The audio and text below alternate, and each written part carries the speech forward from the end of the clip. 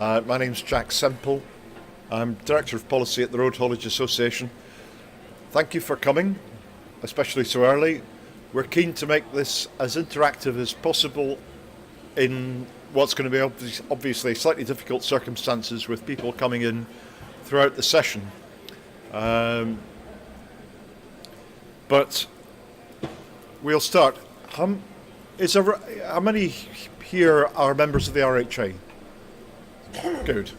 So, very briefly, I won't linger on this, but a summary of who we are and what we do. And the pictures at the bottom are taken from National Lorry Week, which is being run for the third time this September and is a catalyst for promoting the industry to politicians, to the public, and to our next generation of employees. So I encourage you to consider getting involved in whatever way you would like at that time. The key theme for 2017 is productivity, and that covers most of what we do on the policy side. The policy or the representation is my bit of the RHA, and we also provide advice and services. First question we've had so far this morning is on the overnight allowance, and it's therefore fortuitous that that's what I was going to start with. And we might even come back to it again about 20 past 8. So there are 3 requirements for the overnight allowance. As from April this year, you have to have an agreement with HMRC if you want to continue paying an overnight allowance free of tax and national insurance. It's called a Bespoke allowance agreement. You have to ask for it, and basically you have to say, we're going to have a system for monitoring our drivers to make sure that they are away genuinely in their cab and in a subsistence position, and we are going to have a system of random sampling of receipts to ensure that they have incurred cost. And if you don't do that, then you will potentially be at risk should HMRC want to do a compliance audit with you. Now, I have to say that at the moment this is HMRC, in our view, and we've said this to them, has turned clarity into tax chaos. There's a lot of concern in the industry, and we are lobbying very hard at the moment for HMRC to find a different solution other than requiring random sampling of receipts, random checking of receipts, which doesn't work in our industry, doesn't work for it, and we believe doesn't work for HMRC. And perhaps I could explain why that is the case. I guess a lot of you will know, but I'd be really interested in your views. So we have a clear indication that some hauliers are simply ignoring it in the hope that it'll go away. We have some hauliers who are paying the tax and national insurance and retaining the payment, the net payment to the driver, which under this agreement can be anything up to £26.20 a night.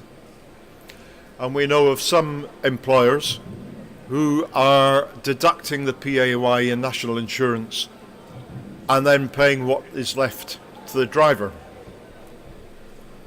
and asking or suggesting to the driver that he keeps his receipts and fills in a form P87 at the year end to claim back tax. So those are options for a transport company to take. Obviously, the last one involves a huge amount of work, not for the employer, and why should he have the red tape associated with this, but for the driver to a degree and for HMRC. And we anticipate thousands of drivers will do that unless we succeed in changing HMRC's position. A technical point which would be worth highlighting on this is that you can deduct a £5 incidental expenditure allowance which is available to any worker in the UK away overnight before you factor in the tax. So you only pay tax if you're paying the full allowance on £21.20. Or if you've got a driver overseas, there's not many going into Europe these days, or Ireland, if he's outside the UK, the sum is £10. And that's a really important point, which can save firms a lot of money if they want to pay the tax. The alternative, of course, is that the driver produces receipts to demonstrate to you that he is indeed incurring costs, in which case you have no problems. But the revenue suggests sampling about 10% of drivers each month. The exact formula isn't clear, and what is also not at all clear now is how much those receipts have to reflect in terms of expenditure. Yes, the 2 points that we have no problem with is getting an agreement and also being able to demonstrate that your driver was genuinely away and in a subsistence position, because you should know where the driver is. It should be monitoring that anyway. So we don't have any problem at all with that. Whether you use a tracking system or simply a pen and a notebook, provided you can demonstrate to HMRC that you are monitoring the situation, and that's sufficient. Under this system, which is the main system in the industry, on the allowance, the driver needs to keep his receipts, and you as an employer need to carry out some checking that he is incurring expense. What HMRC suggests is about 10% of the driver workforce staying away overnight per month, so that you satisfy yourself that he's incurring expense. If he can't provide any receipts, bear in mind the overnight allowance is for an evening meal, breakfast, and upkeep of bedding, basically. It's not an inconvenience allowance, which is an important point that seems to have been missed by some. But you have to carry out the random sampling. If the driver can't provide any receipts at all, then you have to take a disciplinary action. I would suggest a warning that if it happens again, he will lose his overnight allowance. This to us is petty and unreasonable and very heavy bureaucracy, but I'll come back to that. So, for how much has the driver to demonstrate that he has incurred cost? On the revenue website, and what we were advised was that the receipts have to demonstrate that the allowance being paid does no more than reimburse the costs being incurred by the driver. Now, obviously, there's a little bit of a grey area. It doesn't have to be exactly £26.20 or whatever the allowance is. However, we now understand that some members have been advised, and we have informally heard this from the policy department, that the sum of £5, excuse me, I thought I'd switched this off, the sum of £5 is acceptable. In other words, if he's away for 5 nights and he produces 5 receipts for a meal, that could be a bacon sandwich and a coffee for breakfast, or a McDonald's and a coffee for evening meal, he can produce receipts for £25 and you can pay £125. So there is a wild variation in advice from HMRC. HMRC's advice is contradicting itself, and we also have evidence, and not just hearsay, that their helpline in some cases were unaware that there was any change at all on April the 6th. So we are going back to HMRC with very, very strongly. We have demonstrated to our satisfaction, we're working with a tax specialist, as we have been for some time on this. We've demonstrated that not only is it ill-advised red tape, but they've introduced it in a way that is contradictory and wildly at variance. And with the thousands of drivers coming on to fill in tax reforms, which they've never had to do in the past, we cannot imagine that this is what ministers have in mind when they talk about simplifying the tax system. And if anybody wants to make this point to their prospective MP or their MP, then feel free to do so. I would conclude by saying that we have a letter from the Financial Secretary to the Treasury, who's in charge of HMRC, saying that in view of what we have been saying, it is appropriate that a pragmatic approach to implementation of this be taken by HMRC, which is a policy change. We believe we will have resolution. We believe that there are other ways that HMRC can do this within legislation, and we will have resolution either way early next month after the election, and certainly by the end of June. We're trying to do it before, but certainly in that time scale. And were any employer to be shown that they're at least applying for an agreement and seeking receipts, we think we can't give this as definite advice, but we think you'd be all right until we get a resolution, because the current situation is very clearly unsatisfactory, and we know we will have some support from MPs because we have seen their correspondence to members when they get back to Parliament. I'm talking about ones that are expecting to get back. So I hope that covers the main points.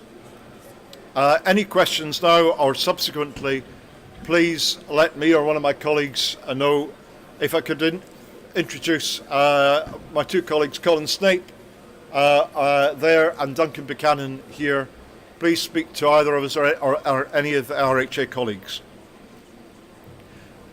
I'd like now, it's quite interesting, we've spent a lot of time not talking about lorries or driver's hours or anything else or licensing, but about tax.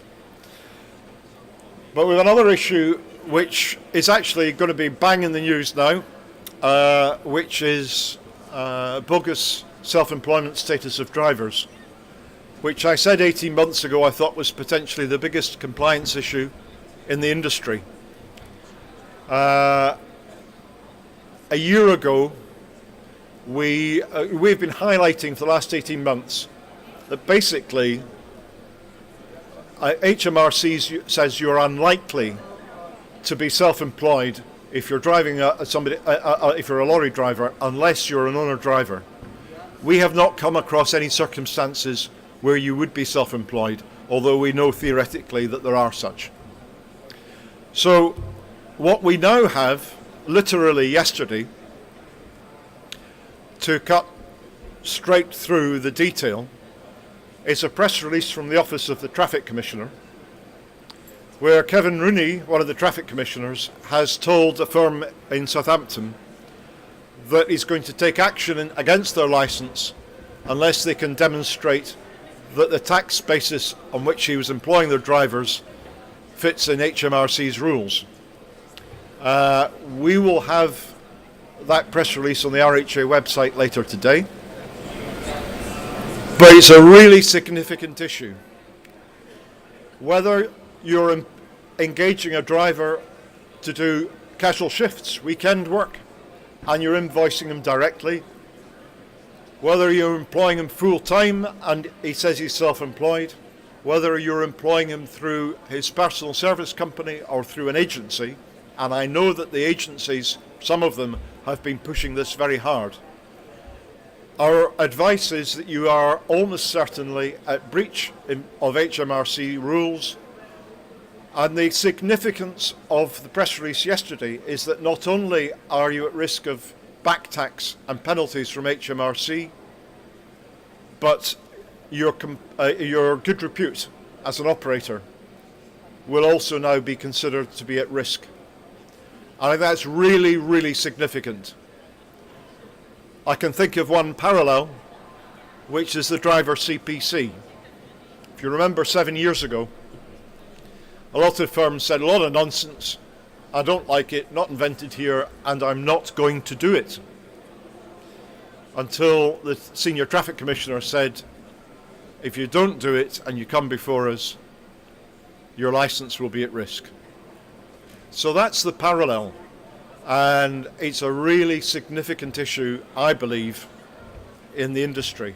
The RHA's proposed that all operators should be subject to an audit, a regulatory audit, to ensure that they're meeting the standard that the traffic commissioners set.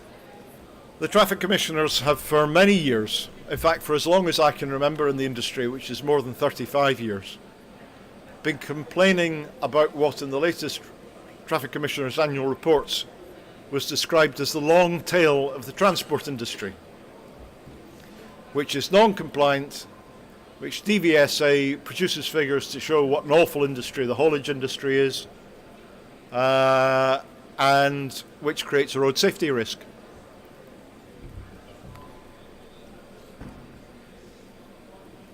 So, as you know, when you get your operator's license, you sign a form at the bottom saying I'm going to do a great long list of things and I'm going to comply with the regulations.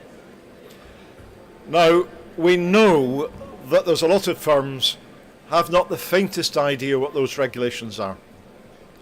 And in fact, the traffic commissioners now have DVSA running seminars, the last I heard was 80 of them in a year, for new operators to explain to them what it is that they've promised to do.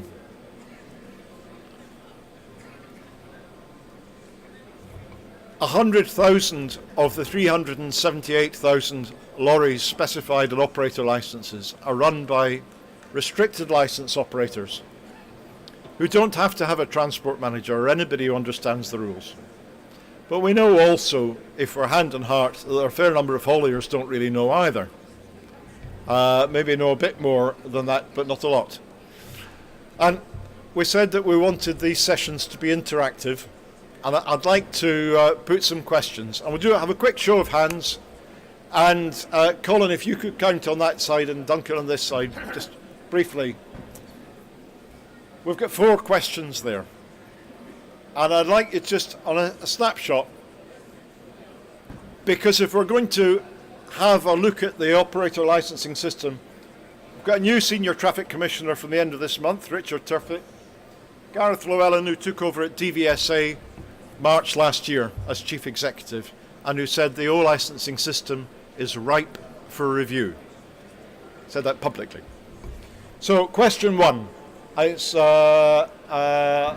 hands up those who think that the O licensing system is too onerous and or detailed. Hands up. Hands up those who think it is not onerous and or detailed enough. So we've got 2 here. And hand up those who think it's just about right. And do we have any don't knows?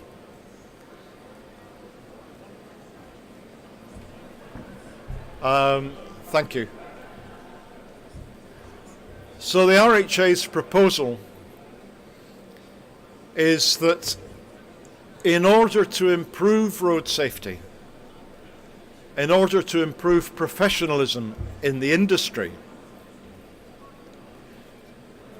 and in order to improve the way the industry is perceived, and up there we have the picture from the Bath tipper crash, which almost certainly would not have happened had there been an audit in the first 6 months of that new operator's license as we proposed. The judge described the operation as a shambles from start to finish, or words to that effect.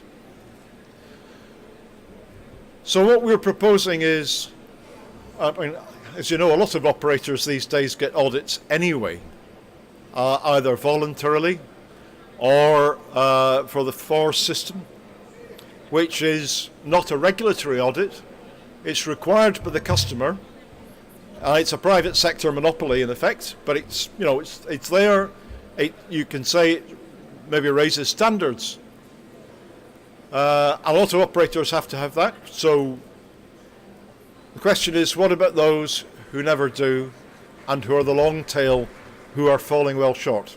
So we've proposed that all new operators, possibly not those who are simply changing their name and getting a new license because of that, get a regulatory audit That is something that's set out by DVSA and the Traffic Commissioners and performed to their standard in the first 6 months of operation. Subject to a satisfactory audit, their licence is confirmed. It's not confirmed until they do. And secondly, a periodic audit thereafter. We've suggested every 5 years, which would fit into the current licensing system. And so I wonder if we could have one more poll on the basis of what I've just said. 3 questions I'm going to ask is, do you think this proposal is worth exploring? Do you not think it's worth exploring? Or do you not have a view? So first question, worth exploring? Not worth exploring? Don't know. Thank you very much. So on those first 3 subjects, you can see the sort of spread of what we do at the RHA, from operator licensing to tax. Duncan, do you want to talk about roads? Okay. Could I introduce Duncan Buchanan, who's joined the RHA last August from the Department for Transport's Deputy Policy Director, and talk about what we're doing with on the subject of roads. Thank you. Thank you. Good morning, everyone. And yes, I'm Duncan Buchanan, deputy to Jack. Jack's asked me to cover the government and roads. The key theme here is that, of course, from the road haulage sector point of view, the roads are our place of work. We're the people who are out there day in, day out, seeing what the conditions of the roads are like, understanding how congestion is affecting our businesses, and how we can work efficiently within the systems. One of the things that we do as the Road Haulage Association is that we lobby to government on your behalf to ensure that they fully understand how our industry perceives what they're doing in terms of the job that they're taking on our behalf. We have some very simple messages that we play back to the government on a consistent basis. First of all, well-maintained roads. Well-maintained roads don't cause damage to vehicles. They allow for free flowing of traffic, and they help us all work more efficiently. And key to that, of course, is efficient traffic management. We do spend a lot of time talking with Highways England and others about how to manage traffic, and certainly in urban areas this is becoming a much more critical issue. We believe that there is much more that can be done in urban areas to smooth traffic flows, to make sure that vehicles, not just our vehicles but all vehicles, move through the road network efficiently. The benefits for that, of course, are improved cleanliness of the environment, which is a very, very key issue that is facing us over the next 2 years with the prospect of clean air zones. Another issue that's coming our way is the updating of the road user levy. Government is now starting to talk about how the road user levy is structured, whether it should reflect not just the use of the road network, but whether it should reflect other things. They're including things like notional ideas of, if you're working efficiently, you should actually pay less to use the roads. At the moment, we're unsure how that can possibly be defined. Incentivizing cleaner vehicles, which is a bit strange, really, because everything new is Euro 6. Euro 6 is coming on stream very quickly because we have a natural cycle of basically everything getting replaced more or less every 10 years. So that's where we are with some of the issues we're dealing with government at the moment. I've touched on air quality. Just yesterday, or actually today I think it is, we're putting up a fresh policy paper that's actually aimed in part for policymakers who are looking at clean air zones and who are considering the effects of nitrogen oxide and pollutants in urban areas. Now, for us as an industry, this is actually a really big risk. We have the possibility of more and more local regulation, separate regulation, so the rules in Manchester may not be the same as the rules in Birmingham, may not be the same as the rules in Melbourne, in London. I come from Melbourne, by the way, that's right. So we make the key point that Euro 6 is very clean, that yes, Euro 6 should be promoted, but that it's important to understand that people have invested in earlier vehicles and they need to get the value out of those vehicles. So the early banning of Euro 5s and even to some extent Euro 4s will have a significant cost on the industry if we're not careful. Just for illustration, you probably won't be able to see it down here, this is the improvement in NOx emissions from trucks over selected years up to 2025. By 2025, we believe that the lorry fleet, as we predict it will be producing 20% of the NOx emissions that was being produced in 2013. So the industry is cleaning up. Buses would be achieving the same sort of improvement. I've already touched on the London regulation. What we're actually characterising as the uncosted attack on mobility. There is an attack on reusing the road network, reallocating road space, reallocating parking space around London, and this is a huge risk for us because it's not just London. We've now got devolved mayors being elected all over the UK, many of whom will be wanting to actually create news for themselves, want to do things for the benefit of their communities in their areas. They will see ways of being able to do that through restricting the movement of lorries. And one of the constant things that we have to do as a trade body is remind people that actually cities need trucks. And not only that, lorries are good for cities because you're better off putting a lot of stuff in a big lorry than a load of vans trundling around running inefficiently. So we've got some issues around there, and we will be continuing to work on behalf of us as a sector to make sure that we lobby correctly towards the local authorities. Okay. I wonder if I could come in on that just with a question. Thank you. And that is, are you noticing, thank you Duncan, are you noticing as operators any change in the productivity of your vehicles on the network? And so I'd like to ask 3 questions. It's getting worse over the last 2 to 3 years. It's getting better, or it's about the same. So if we could have a quick poll.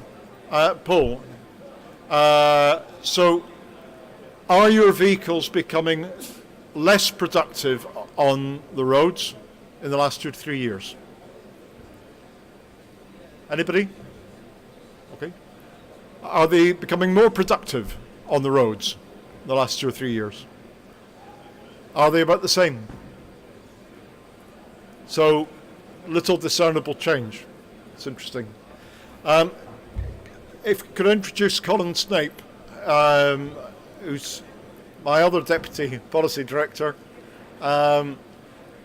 Colin is going to talk a little bit about the Trailblazers. If I could just introduce Colin. Colin also joined us last August from Nigel Langdon's, where he was HR manager, but you may have read about him as chairman of the industry Trailblazer group, which worked tirelessly with the business department and ultimately effectively to bring us a new funding opportunity with driver and other apprenticeships. Thanks, Jack. Good morning, everybody. My name's Colin Snape. Joined the RHA last August. Before that, as Jack said, I was 15 years with Nigel Langdon's, the children frozen food operator. About 3.5 years ago, I was asked to form a group to ensure that we had a funded apprenticeship come April 2017, when all old frameworks were due to be filtered out. I took up that mantle, put a group together. That group now consists of about 140 different sized transport operators, colleges, universities, training providers, government officials, and other trade bodies. We've now, with the help of the RHA at the time, lobbied government to ensure that we've got 3 fit-for-purpose Level 2 Trailblazers that became operational on the 1st of April this year. They're all ready to go and are being used already. A great bit of lobbying again by Jack and the team from the RHA ensured that we had a really good level of funding that we hadn't had in the past. We've now got £5,000 to train an HGV driver. And if you're willing to take a young person under 19, then there's an extra £2,000. So we've now got £7,000, which is plenty to get somebody through what the Trailblazer apprenticeship that we've written. Some other barriers that we removed from the old apprenticeships, which were based on 3 or 4 assessments. So we removed age barriers. So in the past, at 19, you lost 50% of what little funding there was, and at 24, you lost all funding together. Those barriers have been removed in the new Trailblazer apprenticeships, and apprenticeships are now available to anybody at any age. If you do take somebody under 19, there's extra funding. So there is still a barrier there, but it works in our favour. We also, within the Trailblazer, removed previous barriers to say that if you'd got previous qualifications, you couldn't do a similar or a lower base qualification. So if you had a level 3 qualification or you had a degree, you couldn't actually take another similar level of apprenticeship or below. Those barriers have been removed now, and as long as you're learning a new skill, there's no reason why you can't take an apprenticeship. While we were building the 3 level 2 apprenticeships, the apprenticeship levy was introduced, or whatever you want to call it, a tax basically, on businesses with payrolls of £3 million or more. That came in on the 6th of April this year, so levy payers started seeing 0.5% of their payroll deducted and taken into a pot that's held by the government. The only way you can get that money back is by taking an apprentice on, or training one of your own staff on an apprenticeship. There's 3 routes to the levels of funding that we have. There's those with 1 employee up to 50 employees. They can get full funding, so the full 5,000 or 7,000 if you're willing to take a young person. The employer group, with 51 employees but not reaching that £3 million payroll, they can get 90% of the funding and are expected to make a contribution of 10%. And then there's obviously the levy payers that are paying their 0.5% of payroll. Levy payers do get a 10% top-up. So, for instance, if their levy payment is 100,000, they'll have 110,000 to spend. And then the way they get that money back is by taking an apprentice. Once they've used their levy pot, they fall into the same category as those between 51 employees and 3 million, that they can use 90-10 funding. More on that this afternoon, a bit more in depth, but thanks, Jack. Thanks very much, Colin. Colin's got a presentation. What time is it? 1:30. 1:30 here to go through this in a lot more detail and take questions. And we have we've given undertaking to John Hayes, the Transport Minister, that we will work towards a transformation in the way the industry recruits and trains drivers and other grades. And that's something that we're doing very much at the moment and will be doing throughout the year. A lot of the big companies will transform the way they do it because it's the only way they can get the levy back, their levy money back. The challenge to the RHA is to get our membership to take advantage of what is an unprecedented opportunity, right down to the level of owner drivers. And Colin has interest already from one or two owner drivers who want to bring somebody else into the business using the apprenticeship. So there's one point, I beg your pardon, this graph here, just to elaborate slightly on what Duncan was saying. This is a graph that is from DEFRA's air quality consultation that was published last Friday, and which you will have read about in the papers. And it shows down here Euro 6 cars emitting 10 times as much NOx as they're supposed to. Euro 6 trucks, which have been on the road since 2014, perform to standard. So they're emitting less NOx, a lot less NOx than Euro 6 cars. The cars come on stream as clean from 2018 and hopefully, and vans from 2019. But one of the points we've been keen to make to government is just remember the lorries are so clean. Just to emphasise what Duncan was saying, and one of the points in terms of making the message to local authorities and devolved authorities is, I think they'd be really keen to hear from local operators. So we will be telling them, and we'll be sending them a policy paper which Duncan has written, which is going on our website this afternoon. So we'll be doing that. But in terms of local concerns, we have a situation where we have 5 new mayors, and we're writing to them. But we have devolution in Edinburgh and Belfast and Cardiff, effectively in London and all this, a whole lot of other cities now. And really, I think it's important for operators, if they have a message, to take that to their increasingly interested local authorities. Thank you very much.